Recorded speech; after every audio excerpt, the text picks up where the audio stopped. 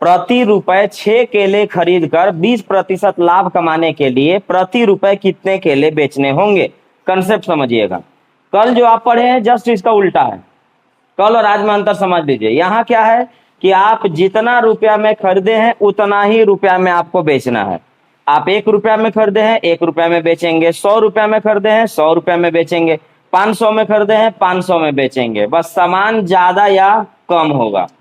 आप 6 रुपए प्रति केला खरीद के लाए हैं, मतलब 1 रुपया में 6 केला खरीदे हैं। आप 1 रुपया में ही कितना केला बेचेंगे कि आपको 20% का लाभ होगा। चलिए 20% लाभ का मतलब बोलिए 120 बटा में, अगर हम काटेंगे तो ये 6 बटा में 5 कहलाएगा। अब सुनिए, कल जो आप पढ़े थे वो ये था, यहां ध्यान से सुनिएगा। रुपया में, रुपया के मामला में बता रहा हूं, रुपया में अगर आप ज्यादा में बेचिएगा तो आपको लाभ होगा और कम बेचिएगा तो आपको हानि होगा। लेकिन यहाँ है वस्तु, वस्तु में उल्टा रिलेशन है, वस्तु में उल्टा रिलेशन है। अगर आप जय वो खरीदे हैं उससे ज्यादा बेच दिए तो आपको होगा नुकसान, और अगर आप कम बेचे हैं तब आपको होगा फायदा। यहाँ रिलेशन उल्टा है, यहाँ रिलेशन उल्टा है। अब मुझे खुद समझाइए।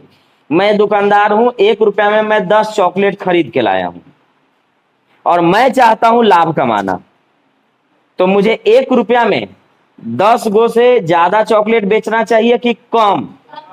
कम, क्योंकि 10 गो हम खरीदे हैं, हम 8 गो 7 गो 5 गो बेचेंगे तो हमें फायदा होगा। और अगर हम 11 गो 12 गो 13 गो बेच देंगे तो हमारा घर से उतना चला जाएगा। तो याद रखना है कि वस्तु के मामले में अगर आपको लाभ कमाना है तो कम बेचना होगा, लाभ होगा।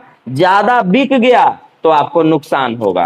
तो ये आदमी 6 रुपए प्रति केला, मतलब 1 रुपया में 6 गो केला खरीदा है, 20% लाभ कमाना चाहता है, तो 1 रुपया में कितना केला बेचना पड़ेगा? तो अब मुझे बताइएगा, 20% लाभ 120 बटा 100 यानी 6 बटा 5। खरीदे हैं 6 गो, चाहिए लाभ। कल भी बोल रहे थे कि पहले फ्रैक्शन बना लीजिएगा उसके बाद डिसाइड करिएगा। तो आज है कि हम 6 गो केला खरीदे हैं और हमको चाहिए लाभ, तो मैं 6 गो से ज्यादा बेचूं या कम? कम बेचूं, तो कम बेचेंगे तो कम वाला फ्रैक्शन होगा ऊपर, ज्यादा चाहिए तो ज्यादा वाला फ्रैक्शन होगा ऊपर। तो हमको चाहिए कम, इसलिए कम वाला फ्रैक्शन जाएगा ऊपर, 5 बटा 6। आंसर आ गया, मुझे 5 गो बेचना होगा। 1 रुपया में 6 केला खरीदे हैं, 1 रुपया में 5 गो केला अगर मैं बेच दूंगा तो मुझे हो जाएगा लाभ, मुझे हो जाएगा लाभ। अब एक और सवाल सुनिए। कहता है कि एक विक्रेता 150 बटन प्रति रुपए बेचकर 20% लाभ कमाता है, तो प्रति रुपए कितने बटन खरीदे थे? मैं दोनों बता दे रहा हूं। देखिए, एक खरीद के बेचे तो लाभ हुआ, दूसरा बेच दिए और लाभ हुआ, और हमसे पूछा जा रहा है खरीदारी। अगला सवाल बोल रहा है कि मैं 150 बटन बेचा हूं और मुझे 20% का लाभ हुआ है, तो बताओ मैं 1 रुपया में कितना बटन खरीदा था? यहां क्रयमूल्य, वहां विक्रयमूल्य पूछा, यहां पर विक्रयमूल्य पूछा कि कितना मैं बेचना चाहूं, कै गो बेचूं मैं। यहां पर आपसे पूछ रहा है खरीदे कितना। मतलब लाइन में सुनिएगा, मैं 150 बटन बेच दिया, तब मुझे पता चला कि मैं तो लाभ कमा लिया, मैं तो लाभ कमा लिया। तो इसका मतलब मैं 1 रुपया में कितना बटन खरीदा था। ये वस्तु है, रिलेशन होगा उल्टा। ज्यादा बिकेगा नुकसान होगा, कम बिकेगा फायदा होगा, क्योंकि जितना में खरीदे हैं उतना में ही आपको बेचना है।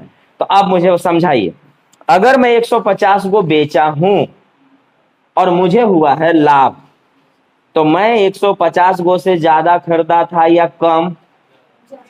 ज्यादा, तो जो भी फ्रैक्शन बनेगा वो ज्यादा वाला ऊपर रहेगा। हो गया आंसर।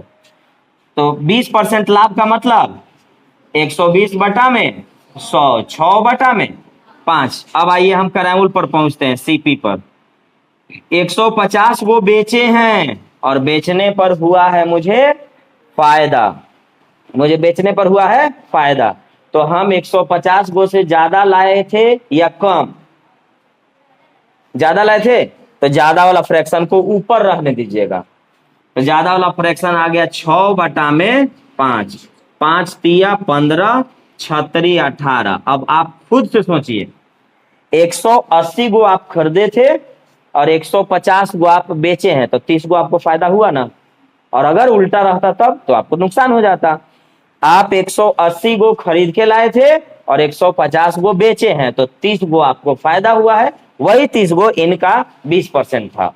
तो वस्तु के मामले में उल्टा रिलेशन है, ज्यादा बिक गया तो नुकसान, कम बिका तो फायदा। यही डिसाइड आपको करते रहना है।